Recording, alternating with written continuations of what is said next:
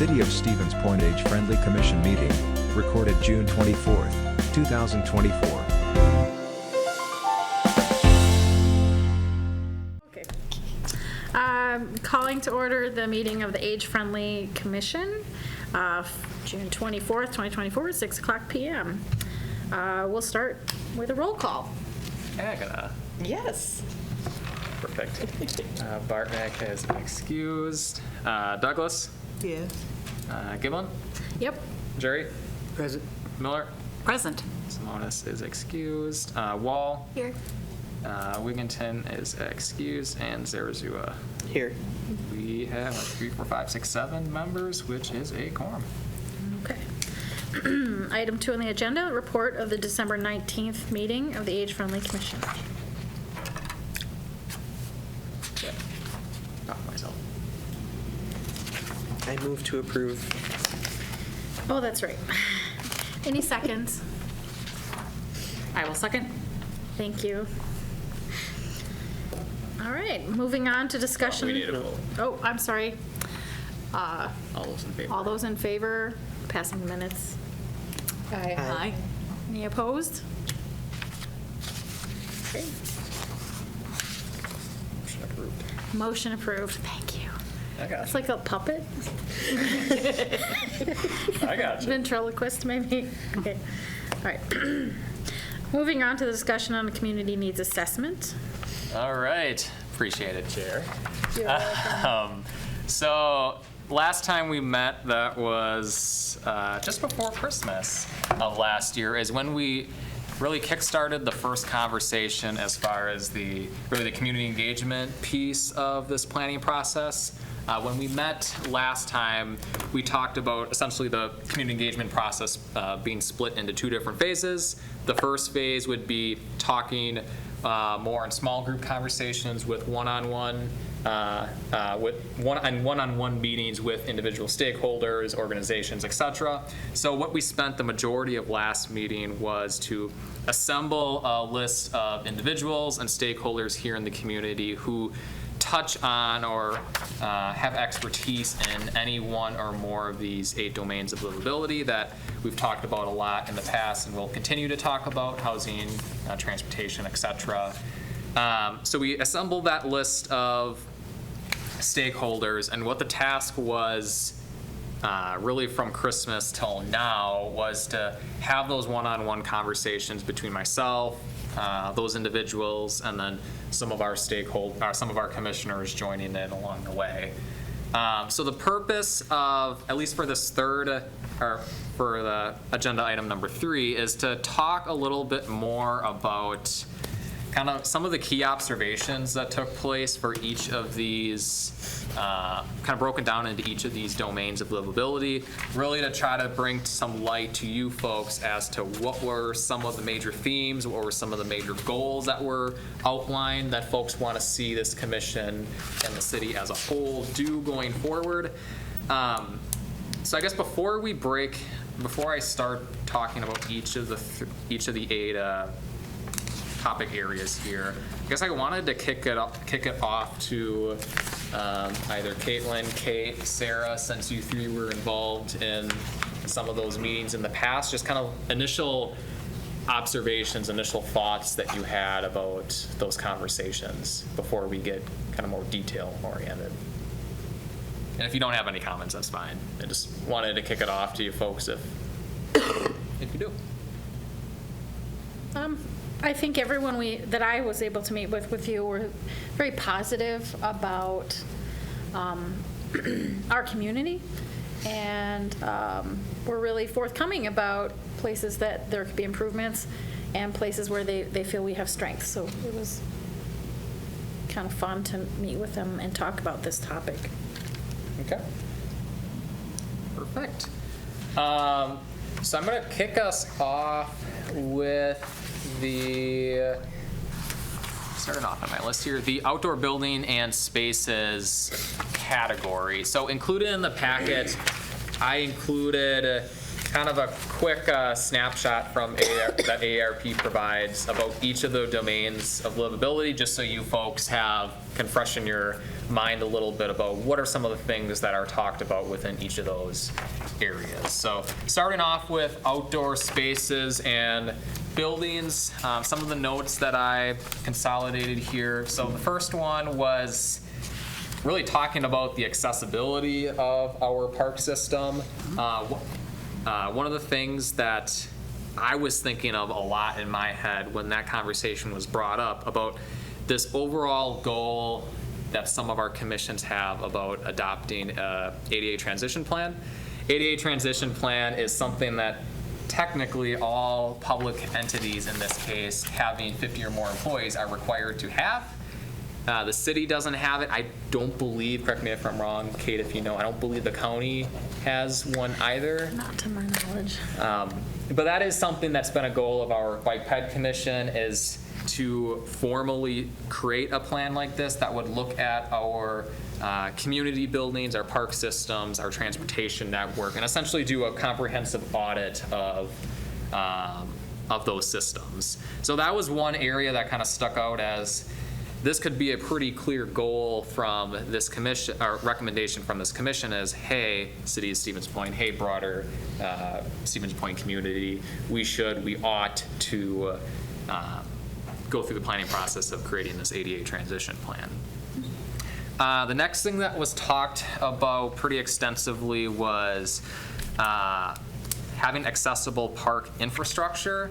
And what I mean by that is not only the equipment that's offered within various parks, but also some of the visual aids that are provided within the park system, talking about say in Iverson, let's just say, where having some visuals that show where the bathroom facility is, to give one example. Next topic that was brought up was just having some public seating, right? And this is kind of the tricky part when we talk, especially about our park system as a whole, in that there's a wide range of offerings amongst each of our parks. You have some parks that are pretty developed in terms of the infrastructure in place. You have some parks that are pretty wide open, that it's undeveloped and intended to be just open green space. So some of the parks are going to be easier to fulfill some of the recommendations than others, but public seating was one that was brought up pretty significantly. And then the last one was updated walking and biking maps. This is something that I'm working on with our Bike Ped Commission as it relates more to our Safe Routes to School plan, producing some walking and preferred walking maps and biking maps to show if you want to go from, say, the downtown to Madison Elementary, here's the designated route that we encourage you folks to go to or to utilize. So something similar to that before our park system and for some of our community buildings like City Hall, the Willett Arena, things like that, to have some updated visuals that we can spread out to the masses through online platforms, through through physical aids, etc.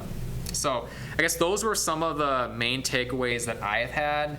And I guess before I kind of step aside here, what my vision is for each of these topics that we'll talk about is I present to you what are some of the main takeaways, what are the main goals, recommendations that were brought out, and then hopefully that can spur somewhat of a discussion. I'm sure some of these topic areas we're going to be talking a lot more extensively than others, but so I want to kind of kick it back to the group here. Any thoughts that run through your mind, any observations that you have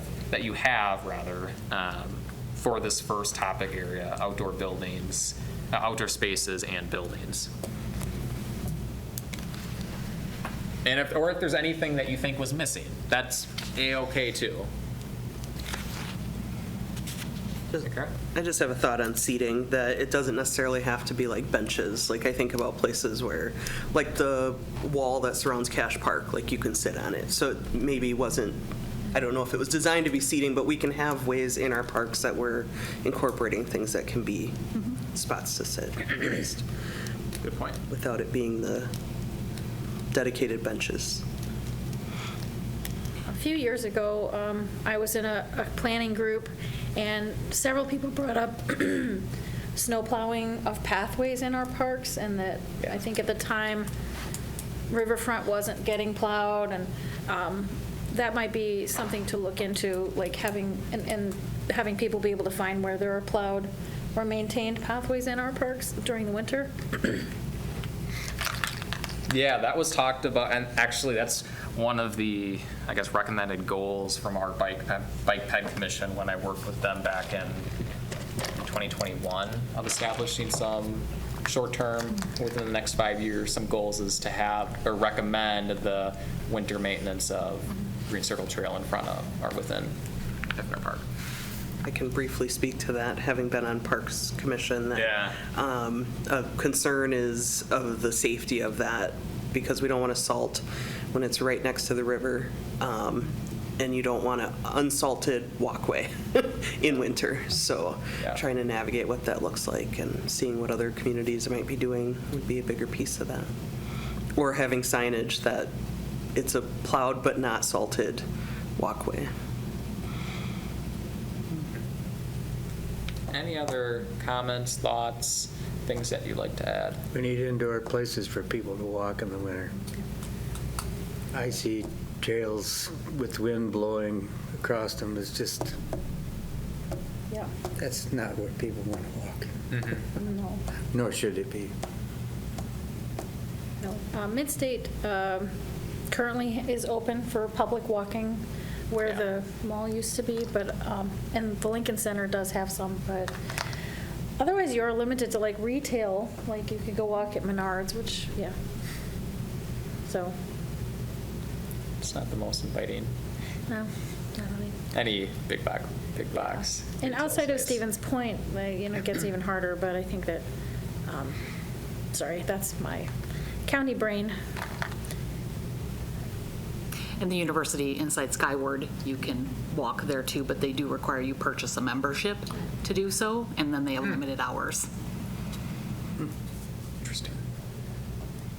Is the rec center at the university, is that open to the public? That's what I'm talking about. Skyward Fieldhouse is what we Oh, call I thought it. you were, okay. First I thought you were talking Old Skyward by Skyward Midstate. Fieldhouse is what we refer to as the Okay. former multi-activity center. So you can purchase an open recreation pass that will give you open swim time or open walking hours, but they are set hours, and it is a membership fee. Okay. Any other thoughts? Okay. Next, we will jump to transportation. So some of the observations, I'll just start off firstly, since this was something I've been involved in a lot over the last probably 18 months, was the Safe Streets and Roads for All grant that the city partnered with the county and all the other municipalities, townships here throughout Portage County of getting this planning and demonstration grant. And I'm bringing this up in that the deliverables as part of this grant will be to update the county's 2014 bike ped plan. So, yes, 10 years doesn't seem like a lot, but from a planning perspective, a lot has changed in the last 10 years in terms of public wants, needs, desires, in terms of what we have done already that should be, that we should add on to, or things that are recommended that should be recommended back in 2014 that should be amended. So that was going to be one deliverable, and the second was going to be producing the county's first ever safety action plan. So essentially focusing on vehicular modes of transportation, identifying intersections, street segments, et cetera, that have a higher likelihood of crashes that occur there, particularly those involving death and serious injuries. So the goal with that planning document is to identify those locations and come up with design solutions to remedy that issue, whatever the issue is, if it's speeding, if it's blind spots, if it's just topographical changes, or topographical challenges in an area, you name it. So one of the things that I'm excited with, especially as it relates to this commission, is we've already gone through the procurement process. We have, as of last week, our county board officially approved entering into a contract with the selected firm, which was TADI engineering firm out of Milwaukee. There are going to be 3 other subcontractors, subconsultants as part of executing this planning grant. One of those that will apply specifically for here will be R.A. Smith, which is another engineering firm out of Brookfield, I believe. Their goal, their task as part of this is to do essentially an accessibility audit strictly about our street networks, our intersections, and coming up with really doing the similar thing where you're identifying specific intersections, let's just say, where there are some major challenges that exist in terms of not being ADA compliant, and coming up with some specific solutions that can remedy whatever the issue is. If it's, instead of just the push buttons that allow somebody to cross the street, you have the audible reading, blanking on the word, the audible response that is given as well. So something like that. So that's going to be one thing that really came to mind as a good opportunity that we can see over the next 18, 24 months, and seeing what are some specific design recommendations as part of that planning process. Second thing was, again, the ADA transition plan. Talked about that last time, but that's going to be that seems to be a really big want out of the folks that I've talked to from this transportation sector. The third one, focusing a little bit more on public transit, and that is really providing more of a safe, comfortable, and affordable public transit. I wouldn't say system as a whole, but this is focusing a little bit more on location by location, having a bus stop location that is deemed safe for the average user, that is deemed comfortable for the average user, that they're more willing to utilize public transit. I mean, I know of a number of people who likely have the means to utilize public transit. However, the bus stops that are closest to their home or place of employment, it just doesn't feel safe, especially in the winter months. Say you're getting out of work and it's dark out already. They'd rather they'd rather drive or bike to and from home versus that of public transit. So, there's a lot of ways that you can improve the safety and comfortability. If it's increased lighting, if it's providing seating, shelters, bicycle racks, let's just say.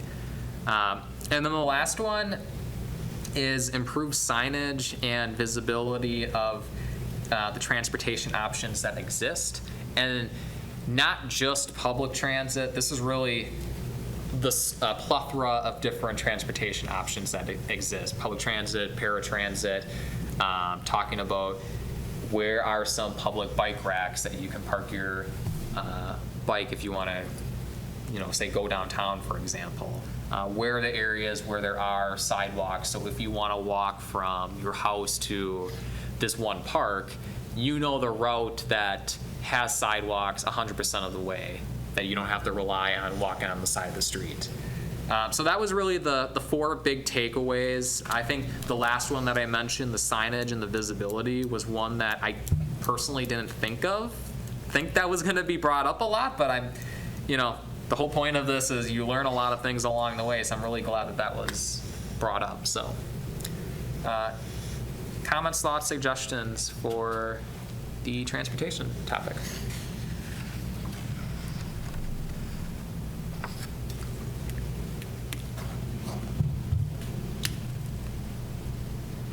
Anybody? Was anything brought up regarding like what WPACA has, like the save or the share ride, like any grant money for that, like as opposed to like expanding our transit, because our transit obviously doesn't go into Plover, but like because there's grant money out there for like kind of like Uber drivers, but it's a company out of WPACA that does it. I can send it to you. Yeah, didn't we talk slightly about a similar concept with Bobby? Bobby, yes. I think we did. Okay. I can't remember. Yeah. I think one of the takeaways I recall with that conversation was just the availability of getting those funds, just it's more so the Yeah. competitiveness Yeah. of it.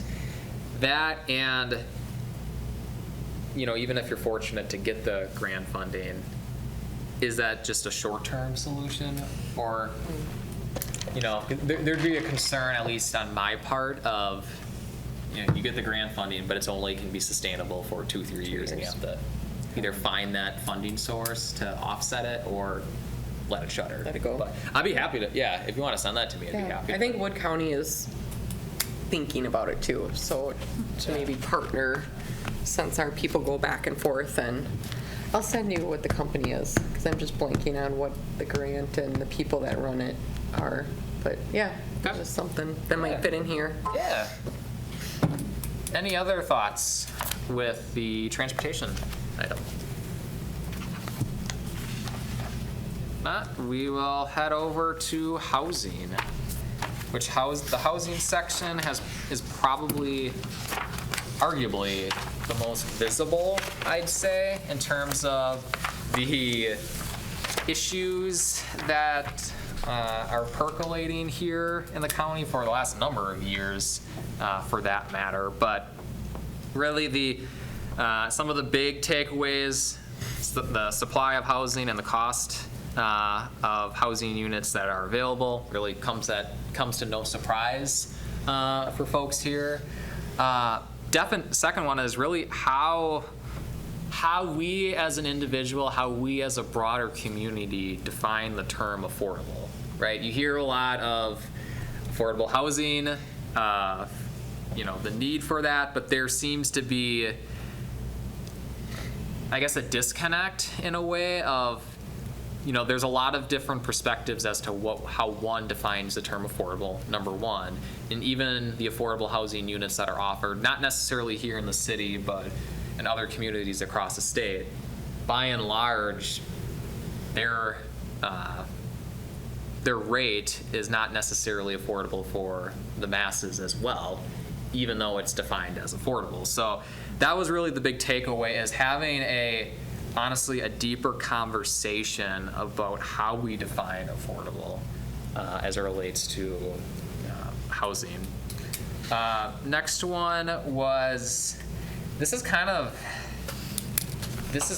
the, I guess, the shifts in wants, needs, desires, if we look amongst different generations. I see this talking a little bit, you know, speaking of the Gen Z and millennial age group, I see this a lot since they're a member of my cohort, is that, you know, 20 years ago, it wasn't uncommon. It was preferred for younger population to live in large mass in one individual building. You have 5, 6, 7 people crammed in one building. Now are kind of the days where each person wants their own bedroom, they want their own unit. There's not as much of a desire to have a more compact form of housing versus what it was a few decades ago. And for the kind of on the opposite end of the age spectrum, there is, and I'm sure you can all attest to, a major need of the accessibility of our housing stock as it is, specifically increasing the quantity of homes that are zero entry, more single story in nature versus that of 2 or 3 story buildings. And you know, I see this a lot, not necessarily here in the city, but just across the state and across the country, is you're kind of left with this conundrum once you get older in life and say you're living in a 2-3 story building. You're left with this conundrum of either providing the improvements in your home to make it accessible, if it's a stair lift, other types of improvements, or you choose to relocate out of a house you've been living in for 30 plus years to go into a zero entry house if one is available to be purchased. Yep. And one of the things that I was thinking of as a potential solution is, so we as a city, we're working with the redevelopment authority of, city's redevelopment authority of basically producing model floor plans for new construction, where the intention behind this is that the city has a number of single-family lots that are vacant that could be developable. And the thought process of that is, if we go through the initiative of creating floor plans that are deemed being a model, that meet applicable building codes, zoning codes, that they could basically take this model floor plan from the city's website or from our department, send it to their builder, and away you go. It makes it easier for, quote unquote, the average Joe to purchase a lot and build a home to their choosing. That was one of the things that I was thinking of is we ought to make it a requirement that a couple of those model floor plans are those of zero entry. Make it an ADA compliant, an ADA compliant home. So yeah, that was just one of the big takeaways, is the lack of the zero entry homes. And that was also framed in a way which I'm glad that was brought up. That was framed as an opportunity to address the shortage of our housing stock overall, amongst all ages, amongst all wants, needs, desires of housing options. And what I mean by that is, as I mentioned before, you have a number of people, say in their 50s, 60s, in a house that they lived in for 30 plus years that's two-story in nature. If we have a targeted approach to increase the amount of housing units that are zero entry, you could provide that encouragement to those folks to relocate into those new zero entry homes, so that it opens up those 2-3 story homes, make that be able for purchase for anybody for that matter. So that was kind of the thought process of, is this an area that we target significantly, knowing the percentage of that age cohort of the 50, 60 year old age span, that if that's an area that we could focus on, improving the number of zero entry homes, so you can open up this supply of housing so that becomes available for anybody older, younger, as they see fit. So, and then the last one was just zoning.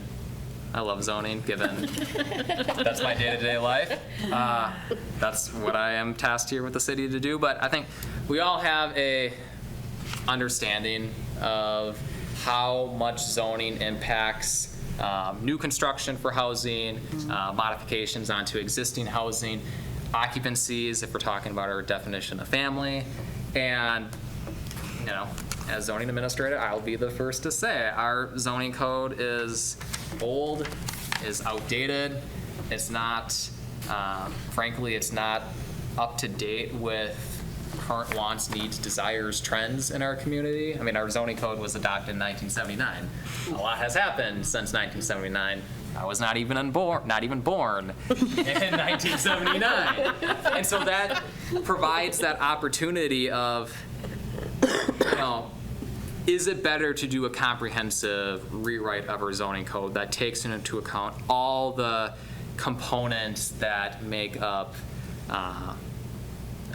the need for additional housing in our community? If it's development standards like your setbacks, your building heights, if it's the type of housing, if it's single family, two family, ADUs, if it's the occupancies that are allowed within a given housing unit, a la our definition of family. There's a lot of options that can be looked at, and unfortunately, and if we're talking about this, if we're talking about housing as a whole, there's not one solution, there's not one action that's going to address the problem 100%, right? If there was a solution, if there was that one action, every community across the country would try to address that, to try to emulate that in their community.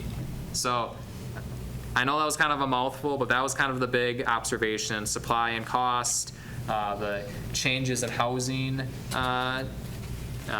wants in terms of generations, how we define the term affordable, the need for additional zero entry and single family homes as part of our housing stock, and really just having a more up-to-date zoning ordinance.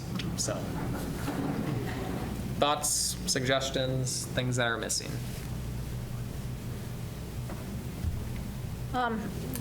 When you were going through your explanation of housing, and I know this came up in prior commission meetings, talking about these model plans, I would argue, and maybe I would lose, but that there's no reason to only have a few of the models be accessible.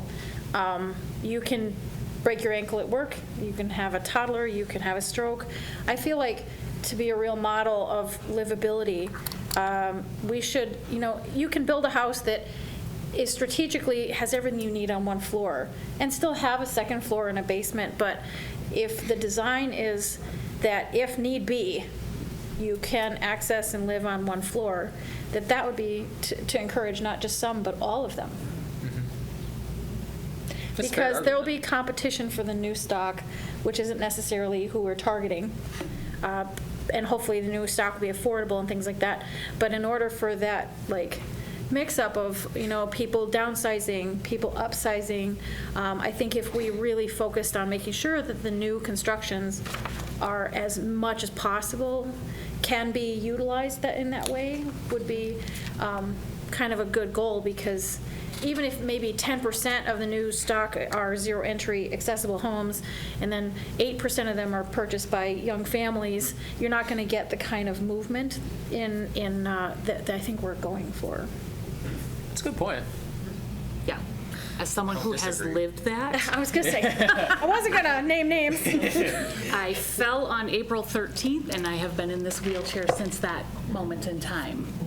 So the fact that my house, thankfully, is mostly one level, my laundry is on the first floor, my bathroom. 2 summers ago, we remodeled our bathroom to take out the tub and put in a walk-in shower.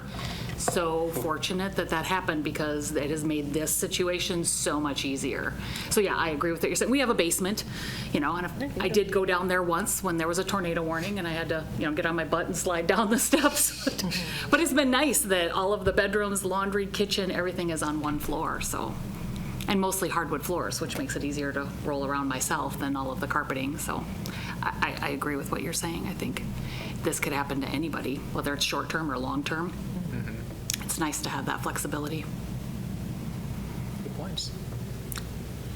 Just one thought that it's a NIMBY thing, and that's all part of this, I think. And we were invited as a Green Circle crew. We went down to a meeting in Whiting, and there's 38 acres, and a developer came in, and it was a combination. It looked really impressive. There was some single family, and then there was some multi, and some 3-story. Inexpensive and multifamily oftentimes are one and the same.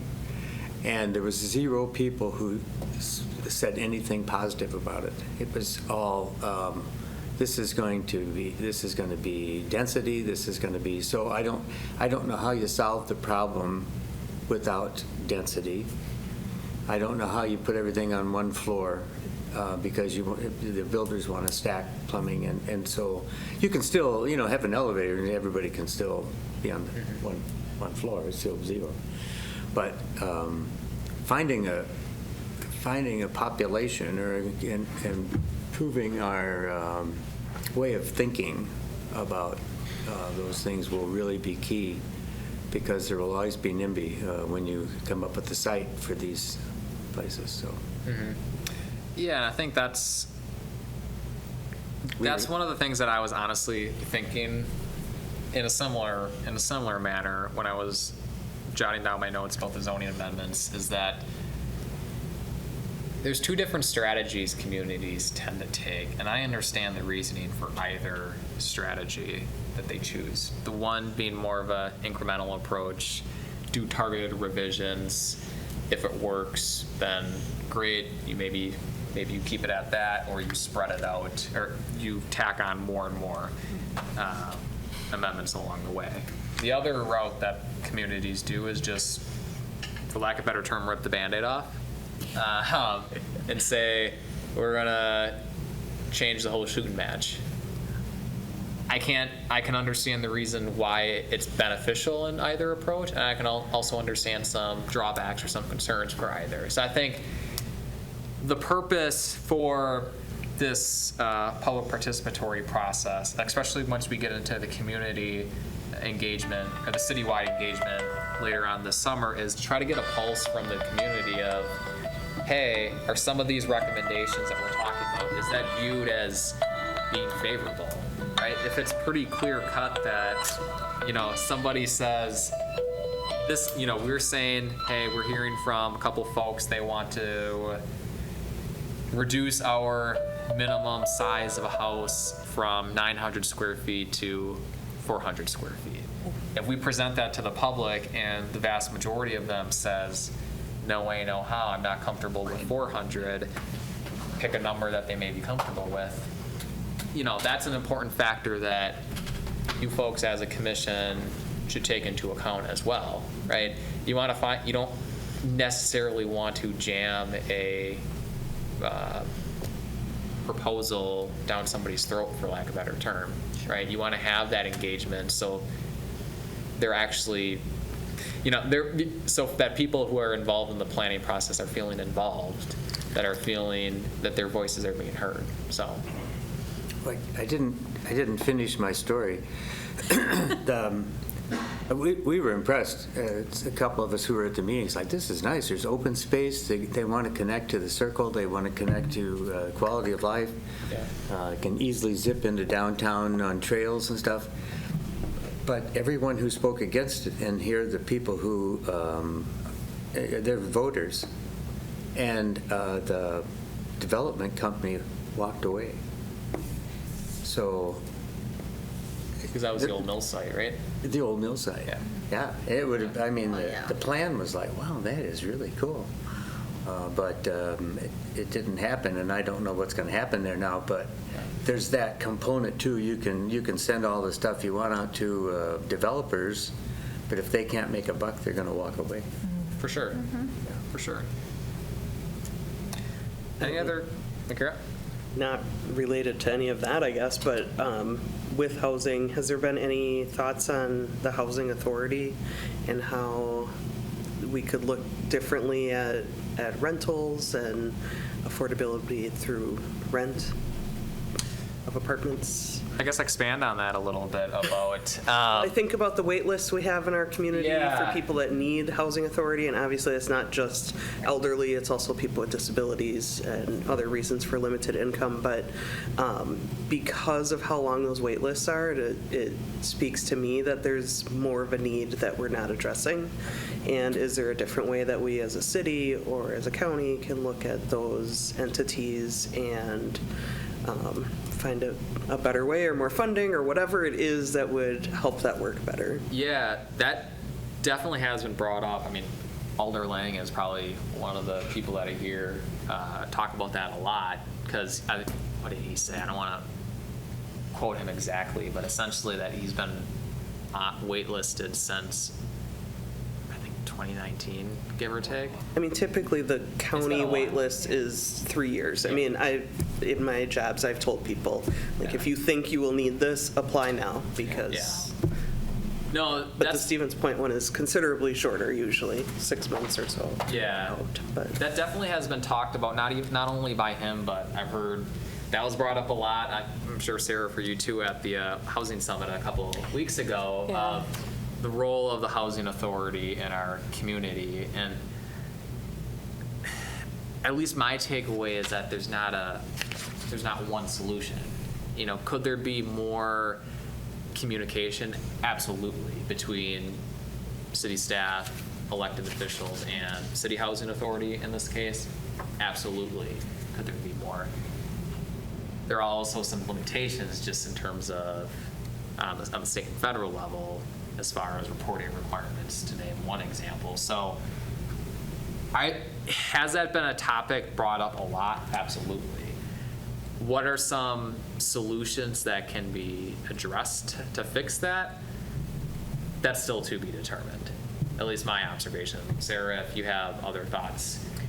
Yeah, I didn't have a huge takeaway from that, unfortunately. There's a lot of ideas, but where do we even start?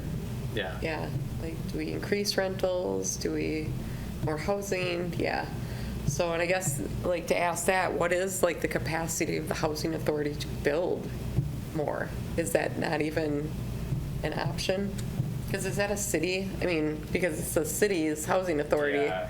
So it would have to be the city dollars that go into these buildings being built, correct? Yeah, I mean, the structure of the housing authority is a little, Different. I don't know how to explain it best. They're kind of like, effectively kind of like a third party where Okay, that makes they're, sense. I mean, the members of the housing authority are appointed by, nominated by the mayor, confirmed by council, but they're kind of separated from the city City. beyond that point. Yeah. Right? They're kind of like a redevelopment authority or like a zoning board of appeals where, you know, the membership is by the council, but beyond that, they're pretty separated. So, but I mean, the city, I think what would be the most, I wouldn't say appropriate, what would be the most successful strategy if you're looking strictly at the city's role in increasing housing? One of them would be using, from an economic development standpoint, the city stepping in, actively taking part in some housing projects. If it's a single-family development like the subdivision on the east side of town, if it's apartment, multifamily development where either the city is the lead or working with developers and try to obtain funds, if it's low-income housing tax credits for to give one example. So yeah, unfortunately A it's good solution. yeah, there's that, the housing is, like I said, that's the trickiest topic, is that if we know the one solution that can be had, we would have done that now already. Yeah. It's just, unfortunately, you almost have to do a ton of different actions and see what's meeting the mark. Yep. I think that's what I'm asking, though, is if that can be one piece in all of this. Like, we're talking about having more homes, housing stock, like, I get that, but there's also people that do need that more of a centralized location, or where they're, you know, apartments do work better for some people, like downsizing and wanting to live in that kind of community. Rentals were a big thing. Like, I guess that was one of the things, like, renters don't want to rent to that population for some reason. So that's another catch, is do we start working with those landlords and the people that do rent out their homes to, I guess, ease, like, hey, these people, yes, they have a record, but, or, you know, whatnot, but that's a whole other, yeah. Just an education and outreach. Yeah, it's an educational Outreach for piece. that, Mhm. yeah. Yep. So that was a different approach that I kind of got from that, too. But yeah, I mean, housing authority definitely one. I mean, and I'm not opposed to, you know, if this is an area of significant interest, that I could try to reach out to a duo and see if she can join one of our commission meetings at some point to maybe give a presentation on the role. I mean, she was a member of the housing task force rather a few years back, so I know she'd be willing to do it. It's just a matter of finding time. So, any other comments about housing? Otherwise, we'll keep on moving. All right. Next one is social participation, and I'll preface my remarks in saying that, you know, I've talked to probably a good 36 or so individuals, organizations over the last few months as part of this first phase of the community engagement process. And this whole social participation piece has been brought up almost every time. That was the one, like, if I would say one takeaway out of this whole process, and that was the whole social participation area is a significant interest and a significant need that we as a community need to improve on. Talking about loneliness and the feeling that a lot of folks, frankly, regardless of age, experience that for a variety of different reasons. Mental health, I mean, we've been hearing about mental health a lot over the last really 5-10 years. It's been going on a lot longer than that. Definitely our millennial and Gen Z population have been talking about that issue a lot. But like I mentioned earlier with loneliness, mental health is something that doesn't stop at one generation. It impacts every single age cohort here. And I'm sure Sarah and Kate especially, working on the grant through DHS, you're really excited about that. I'm sure you folks can speak to a lot about just the impact of loneliness, mental health, and how those issues are, again, percolating here in our community. And then the last one that I have was just the generational splits that exist when we're talking about communication. And this kind of chimes in a little bit too with the communication and information, what I'll talk about later on. And that, if we kind of take a step back and think, who are the people that we talk to a lot? Who are the people that we associate with a lot? It tends to be people of your same age cohort, by and large, right? People that I associate with the most are people in the Gen Z population, the millennial population, that are the same as me. Really, folks that I talk to that may be part of the silent generation, baby boomer generation, tends to be family, and that's it.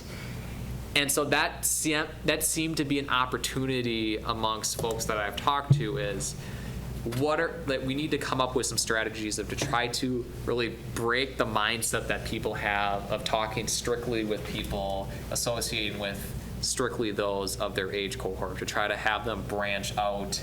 We've talked, the conversation Kate and I had with the Business Council, having workshops like engaging with the school and grandparents or senior citizens who may be in a nursing home, assisted living, and try to bring those two age cohorts on the opposite ends of the spectrum, bringing those age cohorts together through programming, through activities. So yeah, those are really the big, I could talk obviously a lot more about social participation, but those are really the big three: the sense of loneliness, the issue and impact of mental health, and then the generational splits within our communication style. So there's more, but those are probably the big takeaways. So thoughts on that? I agree, because when I talk to people younger, is what do we do in town that doesn't involve a bar? Right. It's hard in this town. Yeah. We don't have a lot for, anybody that doesn't want to go to a bar. So, yeah, it seems to be the consensus in the community. Yeah, I agree with that too. If you follow along on the Stevens Point Happening Now Facebook group, there are lots of those requests that will go out. I'm 24, I just moved to town, or I'm 40-something and I relocated here for work. How do I meet people? I'm not opposed to going to a bar, but I don't drink. And so those types of challenges. Do you folks see social participation as being a major area of interest, an issue that needs resolving, as well as kind of the as well as some of the observations that I've had, or do you have a different perspective on that? I'd be curious to hear your thoughts, because this was one that I figured, yes, will be talked about, but I figured that would be more kind of side of the plate in terms of priority. But that was why I was pretty surprised, honestly, that was the one topic that was brought up time and time again. Over the last month, there was an article published and some research around the reduction in volunteerism over the last 25 years, and the loss of a third place. And so what they're talking about with a third place is you have home, you have work, and your third place. And a lot of time when they talk about third place, they'll reference, and this is generational, but in the TV show Friends, they all went to the coffee shop. That was their third place.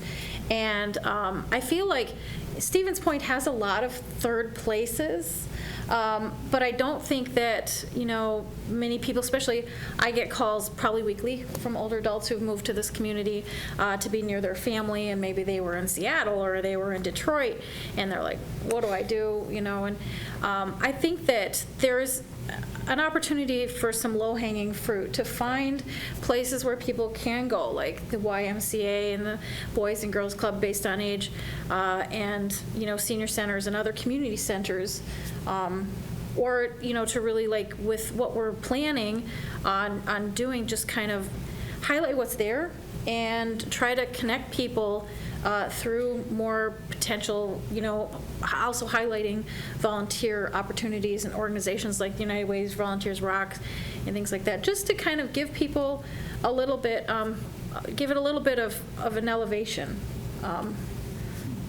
of what is there, and to potentially, revitalize that feeling of community, multi-generational community opportunities. Because we do kind of get paired off in elementary school, and we stick in our little age groups. And while I think there's something to be said for being able to find places where you can be in your cohort, older adults may not feel comfortable taking a spin class with 25-year-olds, right? But while there's places for that, I think there's other places for I wouldn't feel comfortable taking a spin class with 25-year-olds. So I think that, I think this is really, really important. I'm not sure that you need to build anything. I just think we need to, spend some time talking about how to reconnect people and the opportunities that are out there.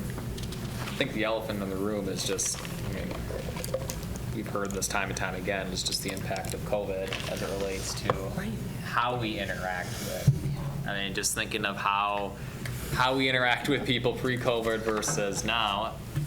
Zoom obviously has an option where people can attend a city meeting, can associate, have a conversation with, versus the face-to-face or texting that took place a lot pre-COVID.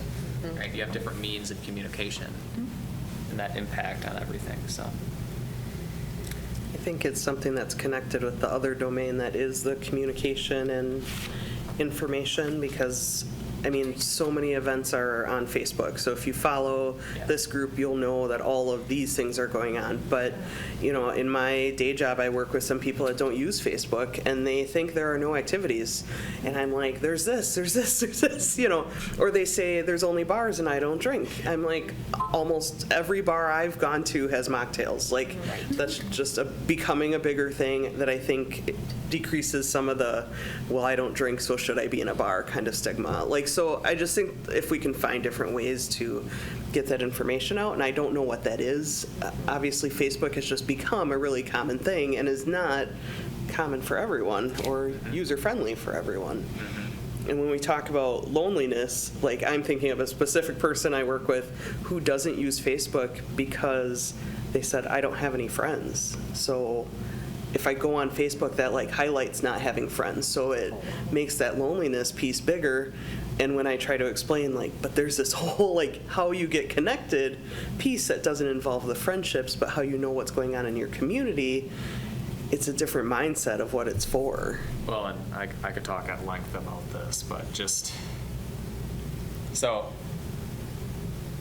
I grew up, born in 97, so I grew up when... Oh, God, I grew up in high school. So I grew up where, Snapchat was just at its infancy when I was in high school. Is this going where I'm old and talking about Facebook? No. No. What I'm saying is, I haven't, when I was growing up as a kid, social media as a whole, regardless of its platform, Facebook, Instagram, Twitter, has been at its infancy.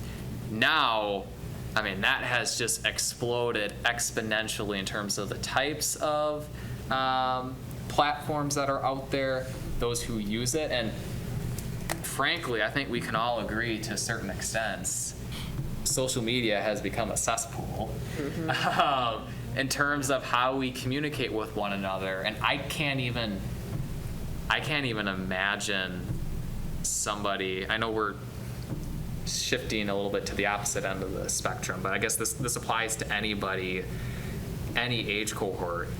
You're jumping into social media for the first time now in 2024. I can't imagine how that is like, versus thus all of us kind of gently being brought into social media when it was first kind of becoming a thing back in the mid-late 2000s. I can't imagine. So that's where the communication aspect, I know we'll talk about this a little later, that's where it becomes tricky because it's a double-edged sword. It really helps. Social media is a great platform of engaging people with other friends in their community, of events that are taking place, you name it. But there's also that drawback of just the environment that exists, unfortunately. So it's a tricky thing to navigate. It is. The other issue with social media is different generations use different social media. Yes, Like, yes. I have millennial and Zoomer Yes. coworkers and children who don't use Facebook, like so. Yeah. And when I survey people who I work with, and we ask, how did you hear about this event? Yeah. Every single time, it is word of mouth. That's the number one way that they Interesting. found out about it. Now, my cohort, they also read it in our physical newsletter because that's a media they're comfortable with. But when we talk about old and new and ways to communicate, and I'm just throwing this out there because it just popped into my head, with my understanding of word of mouth and inclusion, when we moved to Stevens Point in 1983, before most of you were born, except for you guys, over there was an organization that was called the Welcome Wagon. Oh, sure. Yeah. And it was kind of, welcome wagons were, I think, they were their own thing for people who have experienced a welcome wagon. But I'm like, kind of wondering if that's not the kind of thing that might help with word of mouth and getting people, again, like I have no idea if we're in the right time. I mean, bell bottoms, welcome wagons, but it's just a thought. Just gonna put it. Celery jello. I've been working on this I'm not a Facebooker. Don't care for technology, but I worked with the CVB. Mostly it's like when people come to town, what is there to do? But that's expanded now to, we just got the Gazette for 2 years, and 2 weeks later we found out that it's changed. Now I know a lot about what's going on in Hortonville. There's one little thing, Stevens Point, and it's Complete on Facebook. so people, Yeah. I don't know that it's a problem with participation. They don't know what's going on. And I can't tell you how many Yeah. times somebody told me about something. I said, oh, that's great. When is that? It was last Wednesday. Yeah, all And the time. So what if, the CVB already has this. You can go online, you can put your events in, but not everybody's putting their events in. I'd like to go every Thursday night and say, what's going on this weekend and next week? And then scroll it on channel 284 or something. It's like, this can't be that hard today. And that was actually And something. then you can say, if you want to know more, go to the website. Okay, I can do that if I want to know how much it costs or whatever. But we don't know what's going on, and we don't know what's going on in government. Somebody will You're say not to me, wrong. hey, you know what's going on. What's that new building? It's like, I have no idea. Yeah. And that's something that, The newspaper really, you can blame COVID on a lot, but yeah, That's- losing a good local newspaper has been really bad. for sure. Yeah, really really bad. bad. That was a really good conversation. We'll jump to that. Honestly, like I said, we could Okay, went right over the welcome wagon, too. we could talk a lot about I like social participation. Right. But so next thing that we got is respect and social inclusion. So some of the things that I took away from this conversation, or conversations about this area. So the first thing that I wrote down was social, cultural, and ethnic heritage. And what I think the reason I wrote that is, so one of the other hats that I wear with the city is serving as their preservation planner. So staffing our Historic Preservation Commission, enforcing their architectural requirements, et cetera.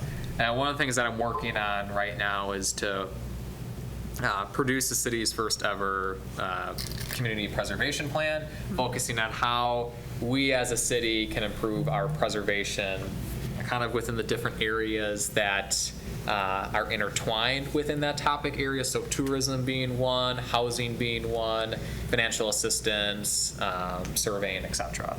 One of the things that I'm including as part of the plan, because part we're required to by local ordinance, is to have a social and cultural analysis of Stevens Point.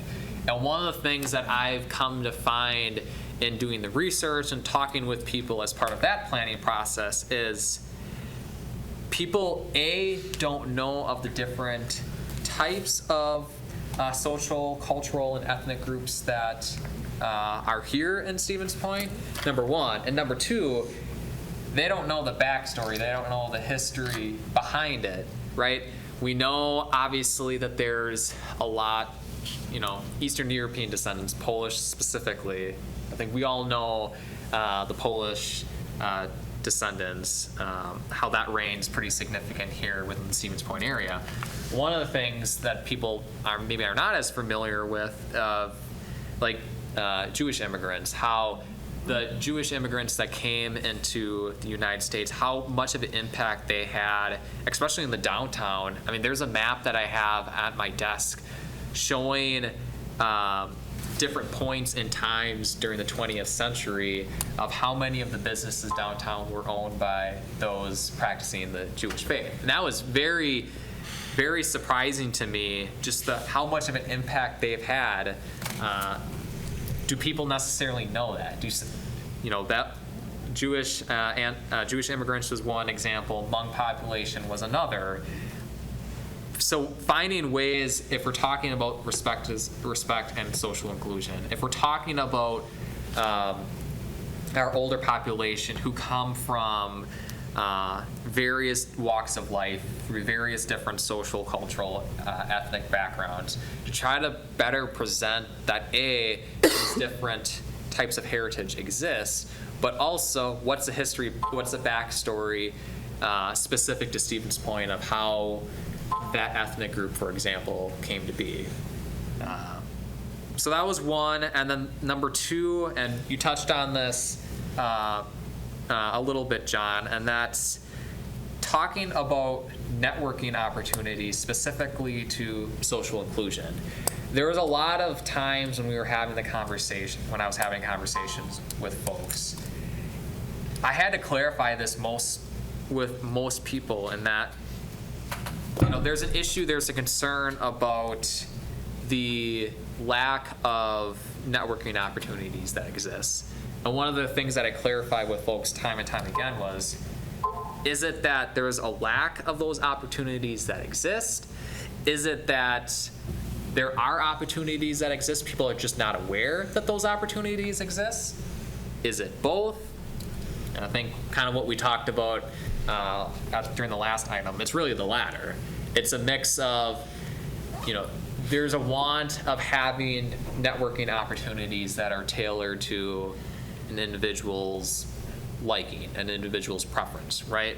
But then there's also the opportunity when we're talking about the communication side of things there's a lot of events that take place here in town that are offered by a variety of different organizations, individuals, et cetera. But people are just not aware of it for a variety of different reasons. So ways that we can try to better promote and advertise those events that take place seems to be a pretty big deal from the inclusion standpoint. So those are really kind of the big two areas. I mean, there were other topics that were talked about too, but again, those were kind of the big two that came to mind So I guess any other, and like I said, if there's things that you think should be added that you hear time and time again that I didn't reference, I'm more than happy to hear it too.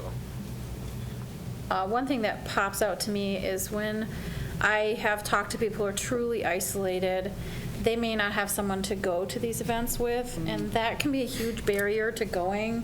Like, I'm gonna go, I won't know anybody, I'm gonna stand awkwardly, you know.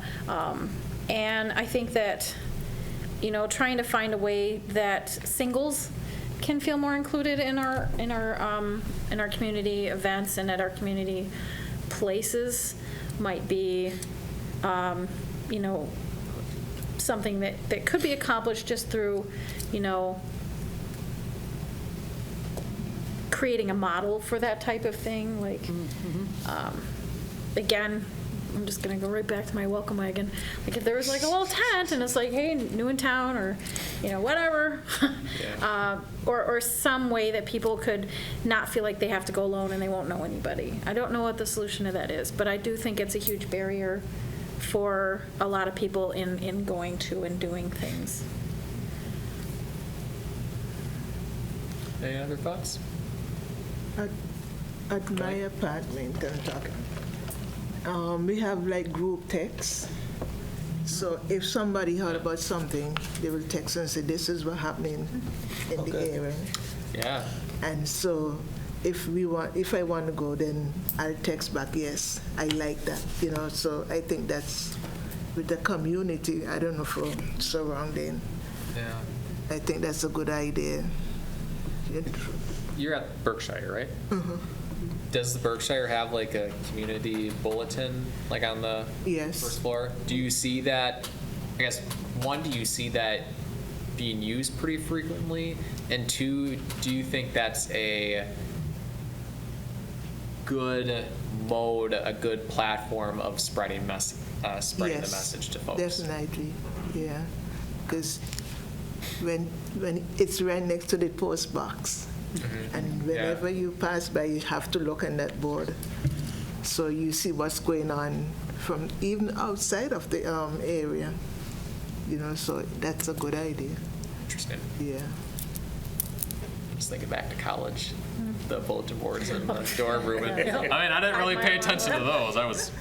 No, but I've seen your Interested text about messages things. in action because Yeah. you guys show up in a big group because Yeah. you're Yeah, we go communicating with each other. places. And there's a lot of people in their community who do live alone. Yeah. And, yeah. To your point, Adam, students who are socially connected don't use those boards. Students who are not socially connected, you can see them coming into the DUC, coming into those buildings, and they'll stand in front of that board and they'll take their phone and they'll take snapshots of posters that they see to think, oh, maybe I want to go to that. Oh, maybe I'll check that out. Interesting. Yeah. Any other thoughts? All right. Number 6, and that is work and civic engagement. So this is something that I think we can all see as becoming an issue now, that it's only going to be exacerbated going forward, and that cost of living keeps on going up and up and up.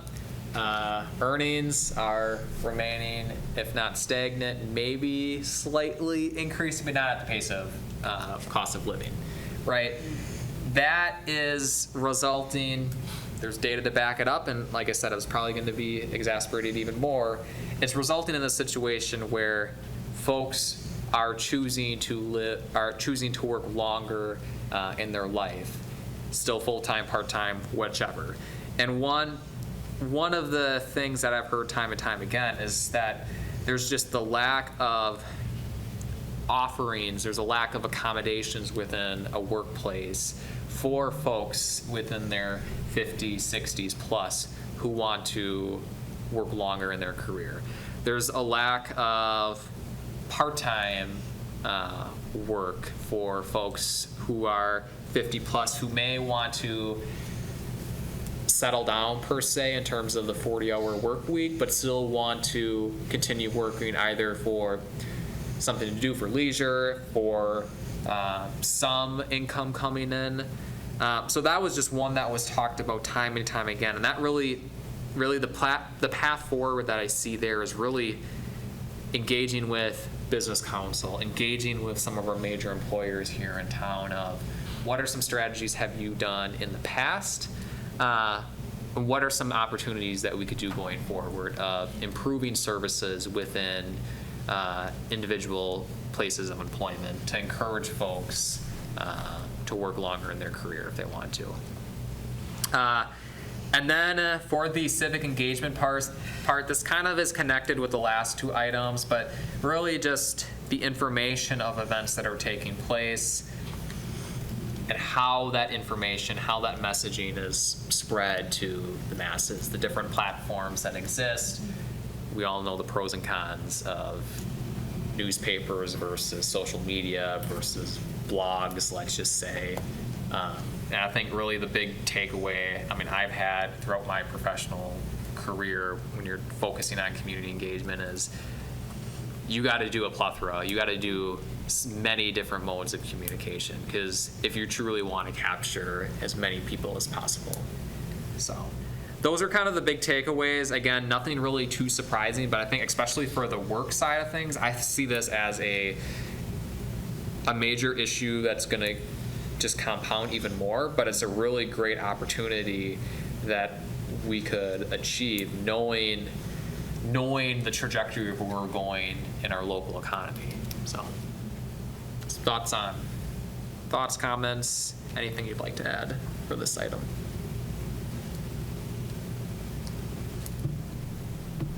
I have a brief comment. Yep. A lot of people I talk to who retire, they share this experience of Wednesday they were a director, a manager, a professor, and Friday they were a little old lady. And I think that we're missing out on an incredible opportunity, economic opportunity, by not trying to find ways that companies can transition plan better. Instead of just, I work for an organization where they don't hire until one person is gone. And so there's no real way to succession train or do anything like that. So what happens is the person who's been there 40 years is asked to write a 6-page document of their job and what they do. And then it's thank you very much for your document.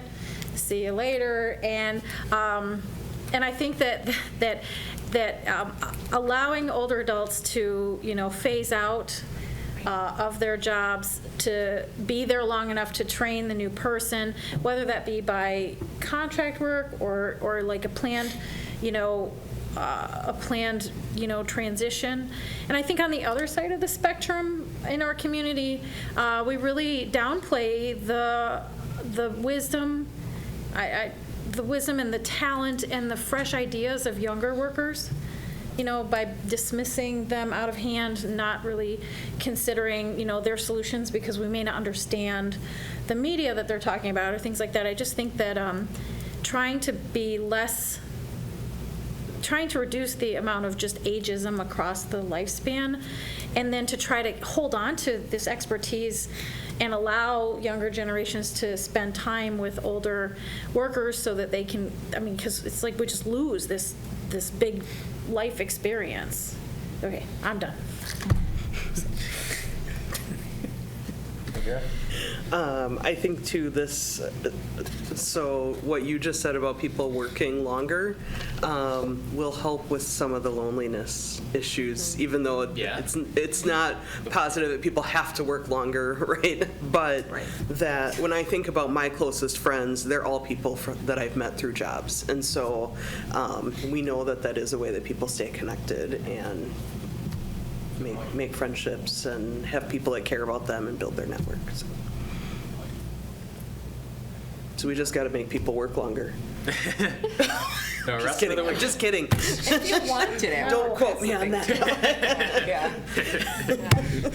I was thinking, some people cannot retire when they have to work until they reach 70 something. And in the workplace, some places don't have 401k or 403b.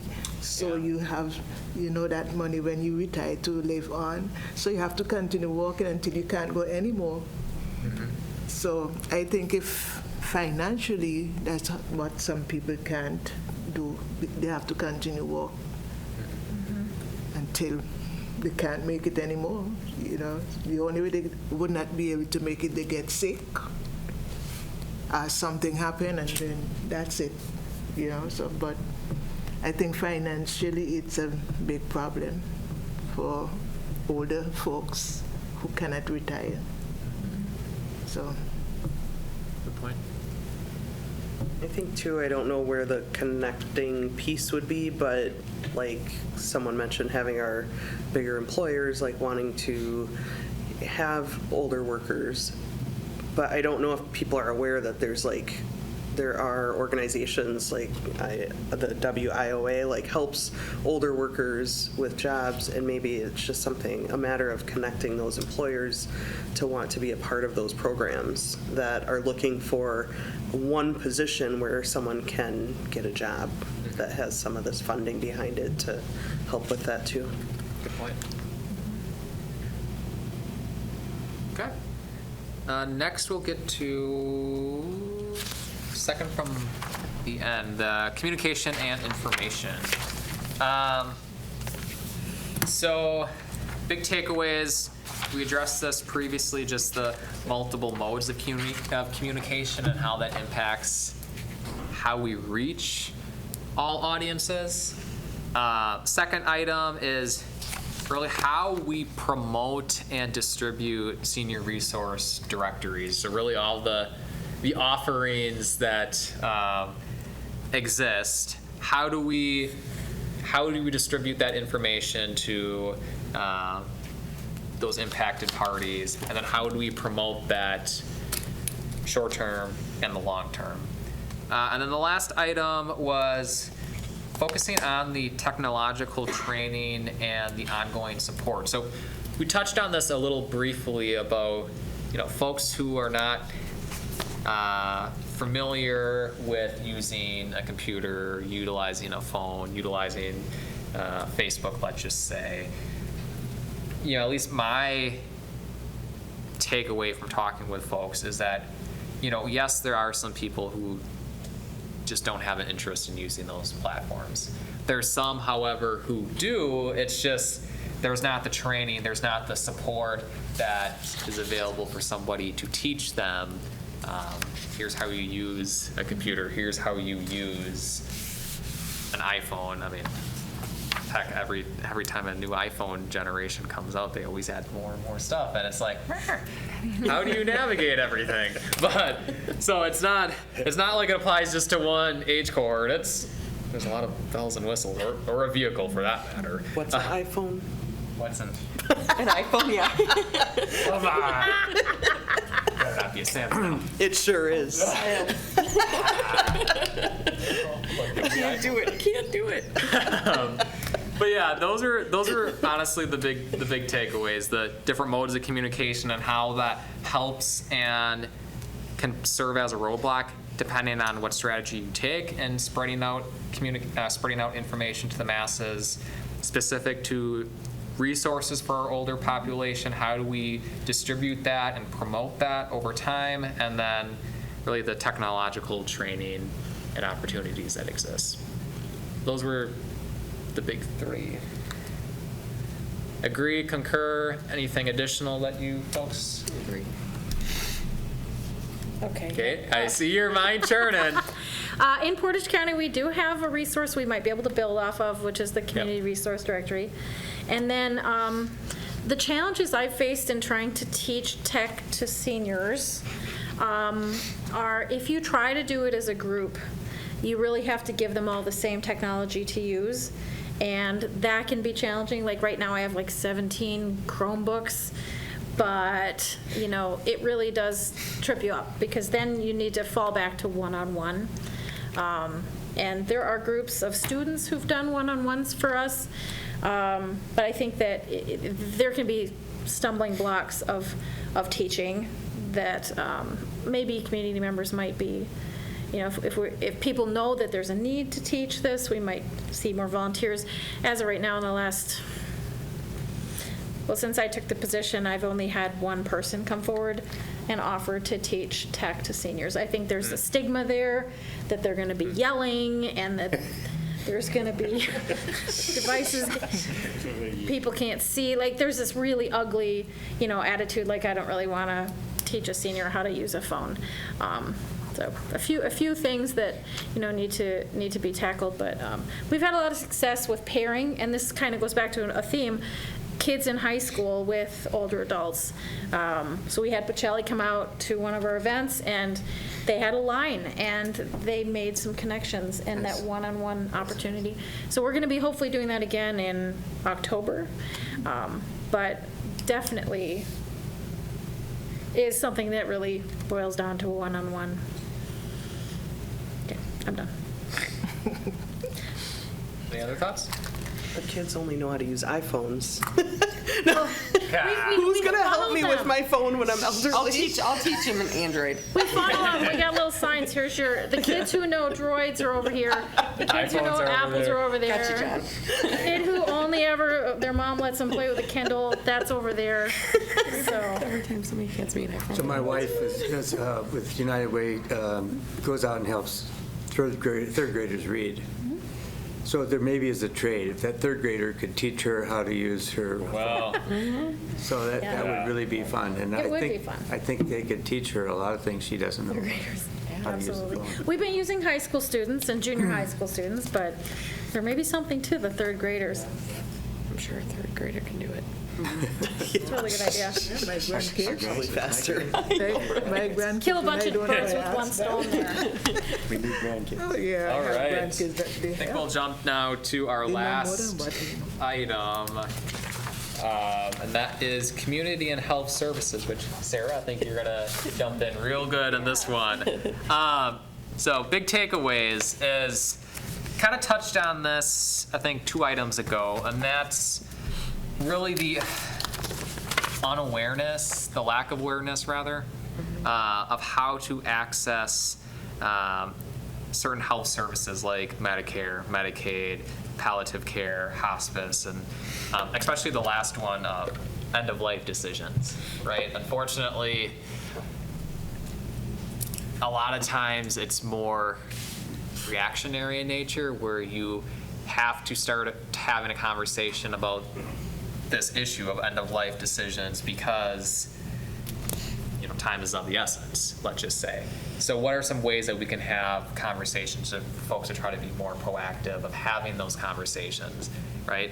I mean, I don't know the ins and outs of Medicare and Medicaid, but I am sure it is a daunting process that, there's, I'm sure, a stigma that exists of, do I really want to go forward with it because of how arduous of a process it's going to be? So not only of the lack of awareness, but what are ways that we can improve the comfortability of folks wanting to go forward with entering into Medicare or having conversations about those end-of-life decisions. Beyond that, besides of the lack of awareness, there's also just the lack of, like I said, the lack of awareness of how to access those services. There's also really the lack of awareness that those resources exist in the first place. And then lastly, and this is interesting, and Sarah, I'll be happy, not to put you on the spot, I'd be happy to know if you see this or hear this too, is that there's folks who falsely believe that they don't qualify for certain types of programs when in fact that they do. Yeah. So I guess I'm curious, is that something that you see, that you hear about a lot, that there's the perception that people don't qualify for this type of program when in fact that they do? No, I haven't really gotten a gist of that, and even looking, at the community health assessment, it was more of navigating the services itself, which I think kind of comes back around. Yeah. Like, if we've got these navigators, they can tell you if you're qualified or not. So not so much that, but just how do I navigate this, or what would I be qualified for? Yeah. I think people are typically afraid to use their services, I think. It's more of the afraid, like, I don't know how much I'm gonna have to pay out of my pocket. Yeah. Like, I may have insurance, I may have benefits, but I don't know what the cost is gonna be. So I think there's a real fear there. So people neglect to go to the doctor. Yeah. For sure. So next thing I have is shortage of caregivers. I mean, I could have talked about this in the housing section as well. I mean, this is a topic area this is an issue that transcends multiple different domains here. And then the last one, and I guess I'd be curious, both Sarah and Kate, some of the comments that I've heard is there's a desire to have kind of a one-stop shop, so to speak, amongst health screening. Basically like having health fair where you can kind of have everything at your disposal. If you want to have your blood pressure checked, there you go, you can have that. If you want to learn certain types of chair exercises, here are some opportunities that exist. If you want to learn some dementia-friendly activities, here are some types of activities that you could explore. So I'll be curious to see, again, I'm not as familiar with this area, so I'd be curious to hear from really the whole group, especially Kate, Sarah. Is it that there's a lack of those types of opportunities, or is it more so the lack of awareness? People don't know that those options exist. Yeah, I think it's awareness, because I wasn't even aware, and now I work for Noble. They have navigators. Like, you can call and they'll help you with Medicaid, Medicare services. Both hospital groups have them too. It's something that doesn't get promoted to the community, and I think that's really frustrating. I mean, it's as easy as having a RAC card, like, hey, you need help with this, call this community health worker. I mean, they're even going to trial a community health worker at the county at HHS this fall. I think they've got somebody for a year. And that's that whole person's responsibility, is to help people connected to resources within the community. I just don't think it gets promoted. That's where we're lacking. So. Kate, do you? Yes, I do. One of the issues that I think seniors tend to face is that things get really dicey when you look at Advantage plans. And a lot of the Advantage plans that are available locally will route you to one or the other. And we're not seeing, if this one maybe doesn't have that specialist, okay, now you can go over here. So it can get really, really difficult, which is why, like, the ADRC offers, we have elder benefit specialists to help people kind of sort through the insurance, but once you have one, a navigator's really great idea. And then I did want to speak to end-of-life issues. Last legislative session, we had to really push hard. There was a law. Many people don't understand that Wisconsin is not a next of kin state, which means that if you have an accident or are not able to make your own health decisions, it isn't like guaranteed that your next of kin is going to be your decision maker. If you don't have paperwork completed for an advance directive, that kind of gets really hairy. You can have major delays because, you may have to have a guardianship hearing and be assigned a guardian. And so there's a lot of things, a lot of holes in it in Wisconsin. And last legislative session, there was a bill that wanted to make hospitals who house individuals who are in this limbo because they don't have an advance directive just be able to step in and do it for themselves. Motivated largely by the fact that they want to get people out of hospitals into nursing homes, or, and whichever nursing home, so they can open up the bed in their hospital for more patients. So that bill didn't actually make it all the way through, which is a relief, because it literally would have given a hospital authority over, family members. Or they could assign someone who was perhaps, you're estranged from your mother and they found your mother, and now your mother, who you didn't have a relationship with. So there is a misunderstanding of Wisconsin, and it really creates havoc that people don't understand how important it is to have end-of-life documents completed. So I do think that as a community, it is about awareness of navigators. It's about awareness, and a lot of hospital systems really do encourage, do you have an advance directive? Let's get you an advance directive, because without one, it can be really very, very difficult. And people are getting, and then it all bleeds into this caregiving. People are getting moved out of their communities because there aren't any beds available in the local area. So now you're driving, my father ended up in Madison. There wasn't a bed here, so I was driving to Madison like every other day to make sure my dad was doing okay and to give him those things. So it affects the entire community in many, many ways, and I think that we don't have enough people who know about navigators in our health systems, and we don't have enough people who know about how important it is to have advanced directives. And I think with the, going to the one-stop shop, that could maybe be solved with this community clinic coming in town, or expansion of it, because the community clinics, Noble, which used to be La Clinica, I think kind of tackles that. I don't want to say they're not so concerned about every minute that somebody is at your clinic, so that could be. John, it used to be Family Health La Clinica. The medical center's right next to Lendudas. Yep. In the Twit chiropractic office, and the dental is on Maria, kind of by Maury's Bar. What makes you think I would know where that is? Yeah. I gotta say, Maria, drive by Score or Maria by Maury's. But they're based out of Watoma. So they started with the migrant and seasonal workers. That's the new name. That's the new Okay, name. now, Yep. Thank you. Yes, yeah. So they're coming in building a brand new center where Rice Clinic used to be. Yeah. Yep. And there used to be a big community-wide health fair that Adventure 212 hosted at the Holiday Inn. Yep. And it was really well attended. But I think it was probably expensive because Holiday Inn doesn't do that for free. But that's a really fun way for people to find out about a lot of resources and get lots of free pens. Yes. We do have, like, the ADRC, we house a couple coalitions where one is our Fall Prevention Coalition, and we have an event every year with bone density screening, blood pressure screening, those types of things.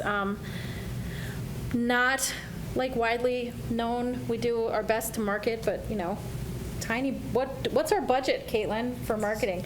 It's zero. It was easy. Wow.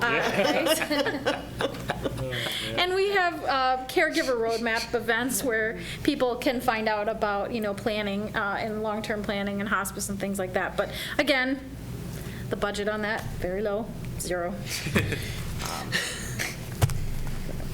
Kira? I think I think about myself and my own family of the fact that I'm a social worker and I know about all of these resources, and it's still within my family, realizing that my mom is aging and we're, there's things that she's just always taken care of on her own. But then one day she said something about, I don't understand this Medicare Part D. And I said, me neither, go to the ADRC. And she's like, I can go to the ADRC? That realization, how, Kate, you talked about how a person one day is Zero. a teacher and then now they're a little old lady, right? That transitional period, I think, is that hard time of that's what all those resources are for. I'm that little old lady that qualifies for this now, and so this estate planning, and I told my mom to go to a lawyer, so she finally did. I said, get your advance directives. She says, the attorney told me I have to get that paperwork from my doctor. Which it's that's weird because that's not not true. But like, so all of can these get it from things. your doctor. You don't have to get it from your Correct. But like navigating this, like with a person that doesn't have any knowledge, like I can't imagine what that's like. And for me, I'm like, go to the ADRC, go here, call here. You know, there's all these resources that just figuring out, like, you're old enough for them now. Yeah. Any other thoughts?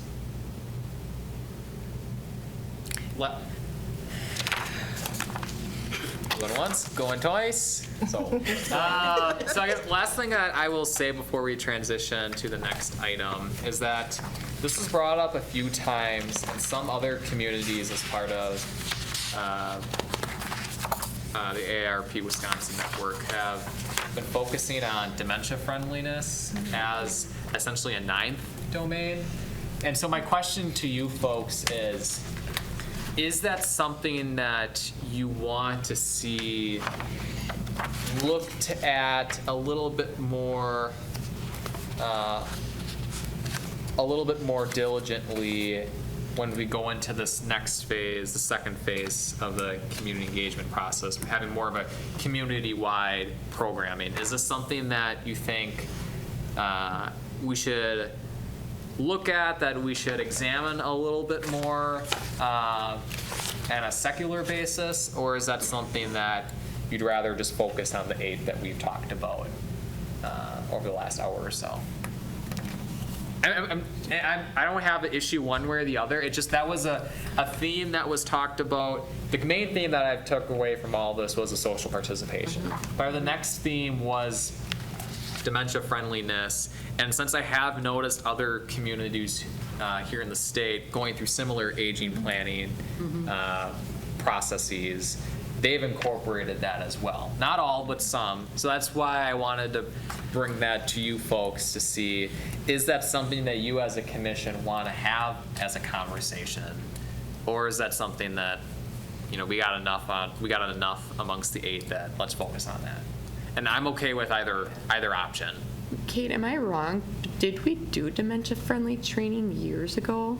We still with do. Businesses? Yeah. Okay. There is an entire coalition. There is a staff member at Portage County whose job is to do that. I feel like since it's already really heavily tackled, I think that it would be good to try to incorporate those types of things and make sure that people are aware of them.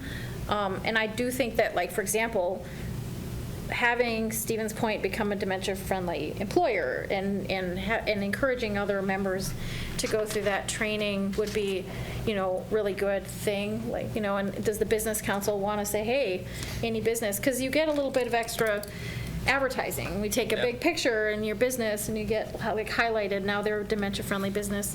And then there are several groups in Portage County that teach disability rights and disability etiquette and working with people with disabilities that I think that businesses could also benefit from. So I think like highlighting it, absolutely. But there's a lot of people working in those places that I think we could lift up and refer out. Okay. Good point. Any other thoughts? Just a quick, I'm a United Way guy, so is 211 working? I mean, do you feel like we can send everyone to 211 and the information you would want them to have is there? I'm not sure what the level of referrals are. I can check.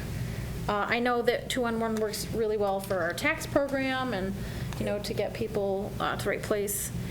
It's tied together with our resource directory, so one of the things I really want to emphasize is getting a hold of the community resource directory and checking to make sure you're right in there, and that the contact information are right in there, and that there's organizations that you use are in there, because that's the data that 211 is using too. They feed back and forth.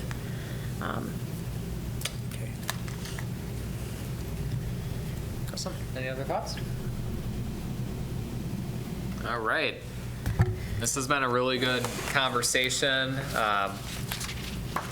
And like I said, really this conversation was in part to try to get our mindset in a way geared towards the second phase, which will be agenda item number 4. So just for parliamentary procedure, I will have the chair read off All right. agenda item. Agenda item number 4, discuss community-wide programming for creation of the aging plan.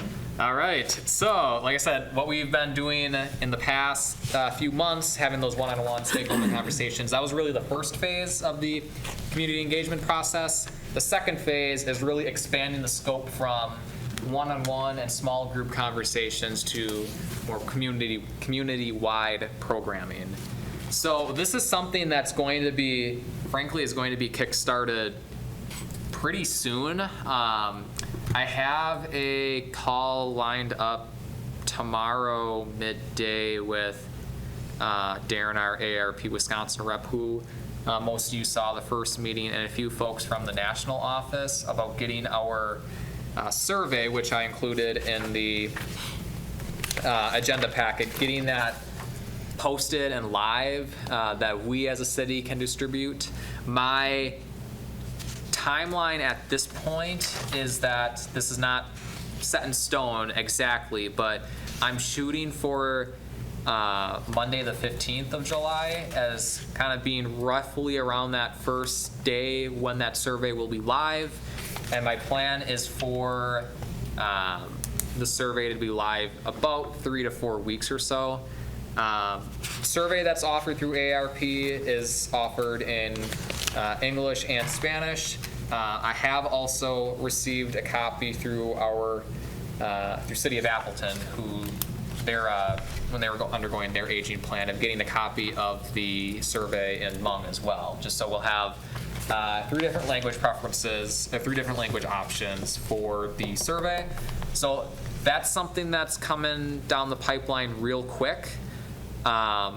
So really what my goal is by that 15th is when we can have it roughly solidified as to what type of programming we want to have, and then I could square away the details thereafter as far as location, times, things like that. Because my hope is, and Kate, I'll probably work with you a little bit on that, is there'll be press release sent out mid-July talking about, hey, we as a city created this commission for the task of creating an aging plan.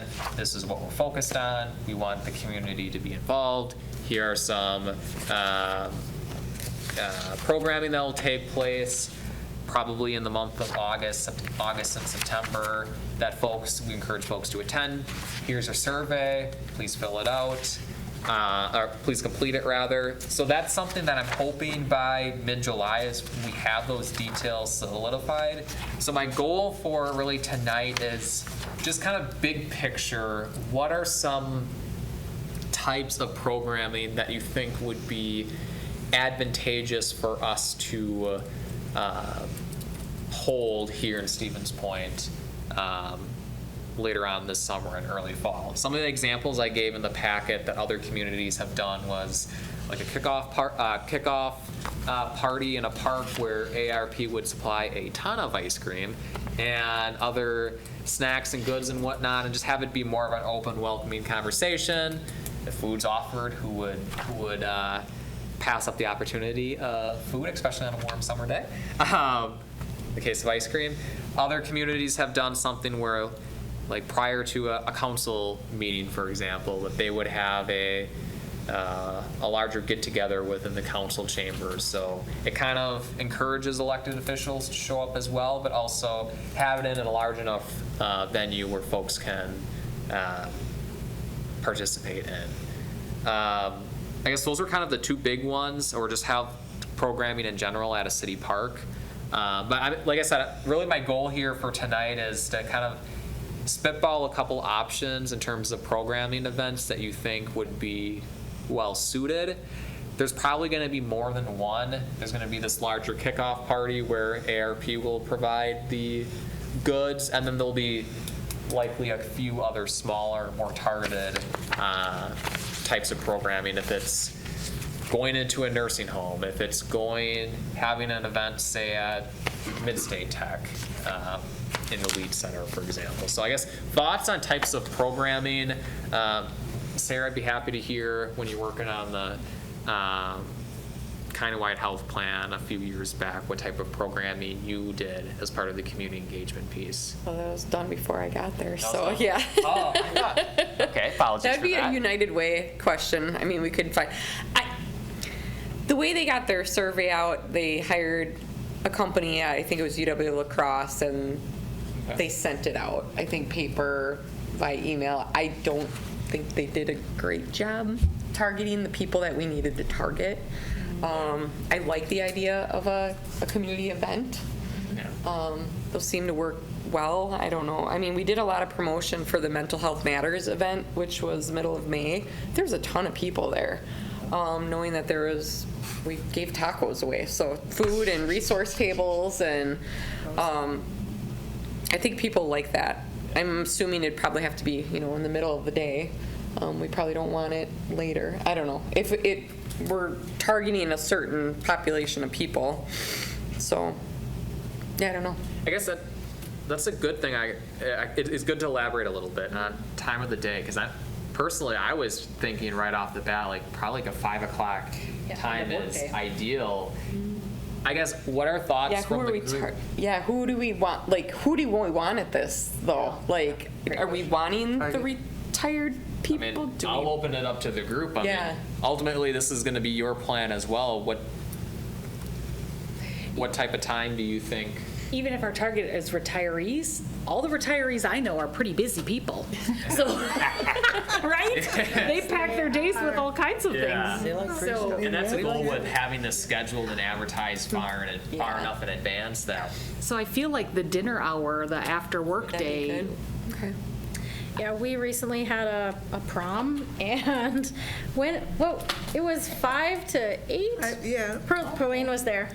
You looked beautiful at the prom. But I think that you kind of it was really fun. I think that the time of day, we have stereotypes, but I think that the dinner hour is probably going to get the most people. Another event that is really popular is the Toyota Mark Motors Safety Fair. Well, maybe it's not that Not great popular. this year. But Just someone- FYI. Anyway, I guess a time when most people, if they wanted to come, and then making sure we are 4 months minimum out on marketing that event, because those two things seem to really matter. So we're scheduling it today. Yeah, big day.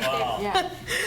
Maybe not I 4 mean- months, but, a chunk of time out. That's why I guess I was thinking of kind of that sweet spot of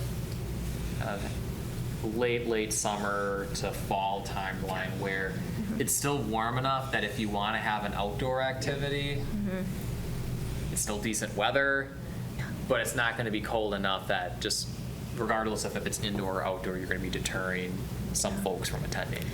September is absolutely cram-packed with events, though. That's I mean, double, triple. I have no issue. I have no issue with early October. Yeah, a little cold. I mean, it could be warm, it could be cold. That's the It's risk. Wisconsin. It could be cold tomorrow. That's right. It's going to be the opposite. It's going to be I know. balmy. United Way's been, we used to do a kickoff, and there's a lot of work, and I don't know, what was gained. And in the last couple of years, we've just tagged with Create's program down the riverfront. Oh, That's yeah. exactly what I was thinking. Levin's program. Is there something else in the fall that we can And connect with? I was wondering about the Jazz Good point. Fest, because Jazz Fest has more of a senior population. Yeah. If that would work. It's a holiday. it's Labor Day weekend. It's yeah. Labor Day weekend. Yeah. But something like that, where there's already, Yeah. Something where established a lot of that people we are already could. there built in. Yeah. Matching up with 11 amps, not a bad idea, though, for the rest of whatever, the summer. I don't know, are they going to August, I'm Middle of assuming? August is. Yeah. It goes, to the end of August this year. Are there any programming, say at Buchholz, Piffner, that extends into? I know there's a lot of stuff, but. The Art in the Park event, isn't that usually in the fall at Piffner? It's nice to do that, but. Third week, Third weekend of September, I think. Is it September? Okay. It's filled with bees, so Yeah, there's if a we're lot gonna of have bees. ice cream, That's a good point. Well, it's gonna be bee-filled ice cream. I guess, Make sure the emergency services are there with EpiPens. I guess the question that I'll have is, and this might be important to talk about more location and type of activity, is indoor versus outdoor. Is there a preference? Does it matter? I was thinking Piffner just because you have both. Yeah. Like it's a building that's big enough to let people be inside, but yet with the deck out the back along the riverfront, if it's a nice day, people will move outdoors. And you might catch people just walking by. I Correct. think that's what happened with the mental. And I wasn't at World Refugee Day last year, but it was outside last year, and it seems to have gone over better than it being at Spash inside this last Sunday. Like, it was not very well attended, unfortunately. So, There's a risk with obviously outdoor events, rain, but Yeah. I mean, but that's the nice thing about Piffner. We can be inside if we Yeah. need to, with the option to be outdoors. Yeah, and having it at the same time as an event where the community is already there, Yep. you're going to get a lot more traffic, are there, especially if there's free food. if we're doing the ice cream, are there coolers in Van Shell? There's, I'm thinking of the building. Piffner Building has like a Coke refrigerator. There's refrigerators Are in there there. freezers? I just don't know if there's freezers. We'd have to check with the freezers. Yeah. I was thinking, like, that's why I was thinking in part Buchholz too, because I know they have. Oh, yeah. They don't have a ton of parking. That was the one thing I thought of as a drawback. I just, you know, if ice cream is of interest, Yeah. that type of that type of food, I'm food, lactose intolerant. then you know that's a big consideration. Any perishable foods, I guess, or refrigerated. Or, At Levitt, there's an ice cream vendor, so that might be, Oh, true. Yeah. Yeah. they might take offense at us handing Well, out ice cream, but. I don't think Levitt, you know, if that since they end in. That could be like a side thing though. Like, were you thinking be of like maybe announced during doing Levitt. little events too? Like, Well- like setting up in a tent and making Yeah. people take your survey kind of thing, or was that We're not? going to have to Well- incentivize this survey. It is It's long. Massive. It's Yeah. well, and I wish we This would is have. so big. I wish we would have the ability to edit this because this is Yeah. Yeah. terribly long. Or like just handing a person a card with a QR code or whatever. Like, I know again technology, Yeah. but yeah, they have to fill it out paper-wise. No, it can Okay, be it is electronic, Part of right. the reason for the call tomorrow that I have is so that they can digitize this and send us Nice. Got the it. link and everything. Yep. To, Is there a way to incentivize this ethically? well, Like everyone who fills out a survey gets entered to win a prize? Because this is like. it's long. I think Wood County is- does that for their community health assessment. Yeah. They like, everybody gets, I don't know. I The mean, ethics side might be a little questionable here. Yeah. I can see getting like 30 deep in here and being like, nope. Yeah. I guess to answer your question, Sarah, my plan, yes, was to have at least one kickoff thing and a couple smaller gigs. Yeah. I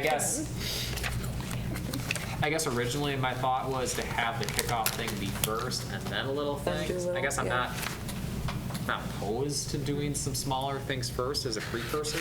Because I'm thinking like the farmer's market, I'm thinking of Levitt, I'm sure. thinking of Jazz Fest. We should County use these at fair. least for the promotion of the event, for sure. Oh, yeah, It's a good yeah. point. Yeah, you can promote builder the big survey event outdoor then kickoff. when you I have like the that. smaller ones. I like that. Yeah. Okay. What kind of an end do you need for a decent survey? An end, you said? And many number weeks? number to Or get number, yourself. Yeah, like. Oh, well, I mean, to make it Yeah. legitimate, you need 100, you need 1,000, you need what? I'll say, so I sent out a citywide survey in May for the preservation plan, and I got on the, maybe around 110 responses, which it's bad to say in a community of 25,666 people. That's pretty good. It's exact. Exact. For 2020 census. But we just finished our aging plan survey for the ADRC, and I think we had like 160 respondents Yeah, out of, I mean, we sent out that's countywide technically. countywide, Yeah. 162. What's that population? Actually, we asked everyone, I so That's just north of 50. Just kidding. I should know it. it's 70. Is it? Yeah, it's over 70,000. Dang. We had 100. Interesting. And our survey's not this long. No, I know. I just wonder already- if there's a yeah. way with one of our good corporate friends that the first 200 people to fill this out and send it back in get a $25 gift certificate or something. I don't know if that's enough, but And I think There's ice cream. that's a good thing to bring up too about what are we trying to get out of these community events? You know, part of it is going to be the hard data, correct, of what we get Right. from the survey responses. But another thing is going to be more of the informal takeaways that, you know, obviously I'm going to invite all of you to attend. I can't force you to attend. Strongly encourage you folks to attend these programming. But part of the things will just be the takeaways that you hear amongst the conversations that take place, right? That's going to be more of the informal takeaways that is going to base your decision going forward as we work on drafting the documents later this year and into 2025. So, so we got, just some takeaways, do some smaller, Can you ask in your call with Darren if we can incentivize? I can. Because, I mean, it might be like, as long as it's under a certain amount or something, and there'd have to be something separate with the survey so that people's names aren't attached to it. I But- know we did I thought we did some things with the Kirby Washington neighborhood plan as far as sending out some gift cards. I don't know if it was for the survey or if it was for the block party, but I think that's part ARP and part Logan question of just ethically. But yeah, if we can, I mean, I'm definitely interested. Worst they looking say is no. Yeah, for sure. And even if they say yes, then we got to figure out how to pay for something. So, I mean, there's a process, but. I guess some takeaways that I have. So start up with some smaller programming. First, work your way up to the bigger event. Have the bigger event be probably at this point September, more likely maybe early October, just based off of the timeline of everything. Timing would be maybe like 5:30-ish start time. Obviously don't want to make it too late then, especially that time of the year when it's going to be getting darker out, unfortunately. Is that if it's a weekday? As if it's a weekend event, Good question. Like Art in the Park This is the time to answer that. is not an evening. No, I would say Thing. if we did it during the weekend, it would, yeah, I would think that Afternoon. Yeah. afternoon time, but yeah, Yeah. weekday, 5:30. I guess should it be just during the weekend, just during the weekday, mix of both? Don't have a preference. I think the kickoff event could be a weekday. I agree. Because we've got all these other maybe potential like Jazz Fest and Yeah. other weekend type events. Yeah. Yep. Farmers market on the weekends. Levitt's on a Thursday night. but Yeah. It's kind of a mix of. Yeah, because until when is the farmer's market on the square? Oh, It's not like- gosh. Through October. They go to October. October. Yeah. So say it was a while that. From May to October, they're on the square. Yep. Okay. And then they move inside, so. Yeah, that's right always. away. Worst comes to worst, we could do that too. Yeah. Right. If it runs too late. Any other things that you'd like to talk about, or maybe things that I'm missing that, in terms of planning some of this? I guess then for next steps then, I'll work on trying to get some locations and some dates lined up. I'll send it over to you folks first, just to give a initial, hey, is this a good path forward? Or no, go back to the drawing board, try again. I guess kind of take it from there. Like I said, my hope is to try to get the dates squared away so that that can all be included as part of the press release. If not, then really the big thing at bare minimum would be the kickoff party, the bigger event. I'd want to have for sure that date, time, location included and publicized well in advance. Yep. So, Like, will this kickoff event, will you want like resource tables and stuff, like something to draw people in? Or is it just, hey, we're doing this survey, come get some ice cream and take our survey? Like, I know it's like, that's a Yeah. whole other like can of worms that you could open Yeah. up, but. I guess how I was thinking of, I'm not opposed to it. I mean, Yeah. obviously there's more. No, there's a lot of work, yeah. I guess how I was thinking of is that the ice cream, the food, whatever, is the draw in a way to get people there. And then that's the opportunity where if folks are inclined to fill the survey, cool. But the big thing would be more just the community conversation about, give a background of who we are as a commission, what we're looking at doing, creating the aging plan, and then kind of sift through each of those topic areas, frankly, what we did over the last hour, 2 hours or so. Okay. So it'll be like a presentation type-ish Yes. conversation, a community conversation. What if it was stations? Station? Stations, like, You would need- you can stroll around with your ice cream, and then if you have a particular passion to talk about housing, or is this housing station? I don't know. I kind of like that idea. It might even be, you might even be able to get more information from people who may That's a good point. just wanna, okay, I have opinions about housing. And that might spur them to complete the survey. Plus find out a little bit more about the community. I'm not opposed. Yeah, I like that idea. I think in a situation like that, I'd almost need one of you to. I count 8 people for house- 8 domains. Yeah. We have enough. Yeah. Well, I think I was thinking you could even just take your slides that you've done right here, and if it were blown up on a larger, and they were Yeah. like a big poster, That's and they easy- were just that's easy to stationed do. around, and then we could kind of stand next to the stations and engage people in conversation about that. I like that. Frantically write down all their ideas. No, I really like that. I really like that. Yeah, the food is the draw. Have that be maybe intro presentation, and then spur off into your individual groups. Yeah. Yeah. Because nobody's gonna sit for presentations, but they Heck. will mill around with their ice cream. Heck no. Right, right. Okay, the real important question is what type of ice cream? We can each have a topping. Oh, there you go. All the topics. Everybody has You don't their get topping. strawberries unless you come to us. Oh, I like that. I'd like to be at the caramel table. You need a dairy-free option, I just want to say. Oh, yeah. Some of us don't eat. Yeah, what kind of ice cream? And then I would just be sad the entire event. And Does this mean we're meeting again? So I'll work then, I think the big thing I'll work on is the kickoff event.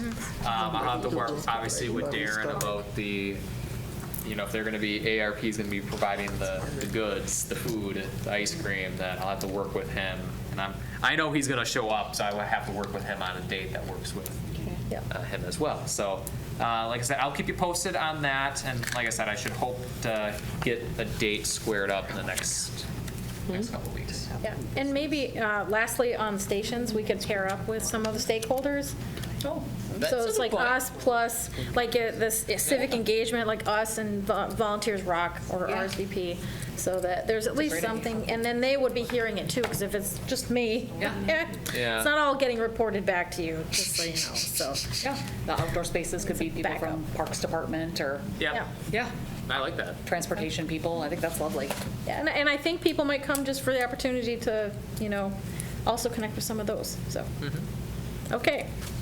Right, one last thing, to make maybe Right, ice before cream I- easy for you, and I don't know if it's doable, but King Cone has their truck. Food I truck. don't know if that's usable or not. Well, I thought of that too. If that's the route that the group wants to go, I'd be curious to talk to Darren about, did they just buy a bunch of tubs of ice cream, or did Yeah. they just rent out? Okay, no, it's just something that I wanted to. I thought about that earlier when we were having To make it easy. having the conversation. That would be a lot easier. Yeah, But- yeah. Okay. Especially if you have a venue that doesn't have enough. It doesn't have the Freezer. The freezing freezer space. capability. Yep, So. all right. So are we meeting again real soon then? But I think. Yeah. Yeah, I think we'll probably want to meet maybe once before the kickoff event. Scheduling gets a little wonky, so maybe September-ish. August, September-ish. Unless, you know, But you're going to want us to work out a date way before then. yeah. Well, and I'm thinking too, you know, I'm going to have the survey both live through an online platform and in person, physical copies. The physical copies obviously we'll have at the kickoff parties and through the smaller programming. The online survey, naturally, it's going to lose its luster over so long, where little to no more additional people are going to be filling that out. So I wonder if we have the survey live through the online platform starting mid-June, have that open for about a month. Maybe before, after Labor Day, we can convene back. Like, it's wonky with scheduling, but we can convene back as a commission, kind of sift through the data through the online responses, do that, plus square away some of the details for the kickoff party. So at least we have a pulse about the community responses already prior to the kickoff party, so we can better program that kickoff party based off the responses that we get through the online survey. I guess, does that sound? I'm thinking of this on the fly, so. No, I'm just thinking if you want some possibility of getting stuff out to the community through events through the summer, like September's Yeah. too late for that. Yeah. Yeah. That's why I was thinking of October for the kickoff party. July. Right. Yeah. It's crazy to think that's July. Or almost July. Yeah, week from 6 days long. The parties, though, I mean, you almost have to pick a date, because if you want Pifter, it's heavily booked. Yeah. And it doesn't have to be, I mean, it doesn't have to be that. It'd be ideal, but He's got some pull with the city. But on a weeknight at 5 o'clock in October, I don't know that there's that same demand on the A Pifter building. weeknight wouldn't be. that's why I feel like if we have a date lined up and publicized by mid-June, or mid-July rather, I think if we have an event in October, I think that's sufficient time, at least to spread the word. You want to find that balance of not being too late, but not being too early that people will forget, right? Yeah. I don't know, I guess, does the folks think that that's enough time between mid-July and October to plan and spread the word on that event, or no? In July, I would think so. Yeah. Yeah. I'd like to think, but, Yeah. I think so. Yeah. okay. I'm just thinking, is this something that you're going to coordinate or that you need this group's input? 'Cause schedules and all yeah. that, it's going to be better if we can plan earlier of when a meeting is Yeah, I mean, for me. I will for sure coordinate with the group. I guess my thought offhand is that could probably be done online. No. No. I was thinking maybe that might be a little too with a little too much of a cluster just through email. Yeah, it might not hurt to. How about we do that? That have the survey out mid-July so that by maybe end of August or so, or early September. That's going to be a tricky schedule, but I'll try to send something out soon enough that we could plan for a meeting around that timeline, late August to early September. Work for everybody? That works for me. Awesome. Absolutely. I think Monday night, personally, I think Monday night is a good time. I agree. I don't disagree. Not a lot of things going on Monday night. I don't for got some nothing reason. going on on Mondays. That works. Now that I'm not on Mondays are council. good. I was just gonna say, I got a plan around that.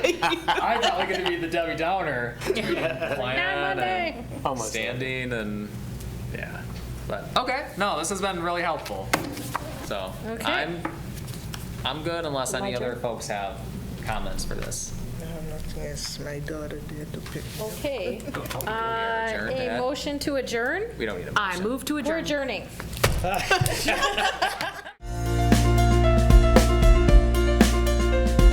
A video of this meeting is available for viewing on the city's website, stevenspoint.com/videos.